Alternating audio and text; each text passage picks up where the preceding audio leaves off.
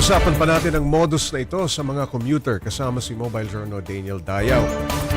Daniel, natunugan ba ng nakausap mo na sila ani na modus na ang nangyayari sa kanila?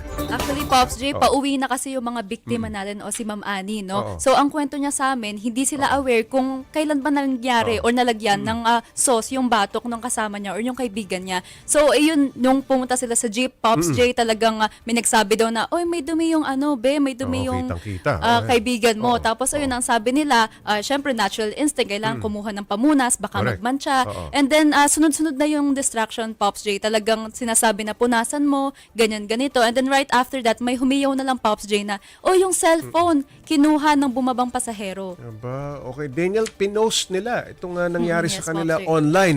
Marami bang nag-comment na nangyari din sa kanila ito? Yes, Pops J, that's correct, no? Oh. Aside from Ma'am Annie, meron pa tayong mga nakitang ibang post na ganun din yung nangyari sa kanila. So, meron nangyari sa Pasay, DOST, and then meron din sa MRT. So, parang kalat talaga siya, Pops J, itong modus na ito. Pero sabi nga ng mga otoridad, Pops J, itong modus na ito is parang luma na siya and parang nag-evolve lang siya na sauce distraction. Kasi dati may mga nalalaglag yung barya, Correct, oo. merong bumabangga na lang. So, this is another form of modus na distraction. Medyo updated lang, Okay. Daniel, anong payo ng mga pulis kapag na-corner ang pasahero ng ganitong modus? Yes, Pops. Unang-una, ang sabi nila is kailangan maging aware ka and wag iwasan yung distraction kasi yun nga yung pinaka-modus, and then i-check yung gamit and i-secure yung sarili. Yun yung pinaka-importante daw talaga, Pops J. Okay, maraming salamat. Mobile Journal Daniel Dayaw.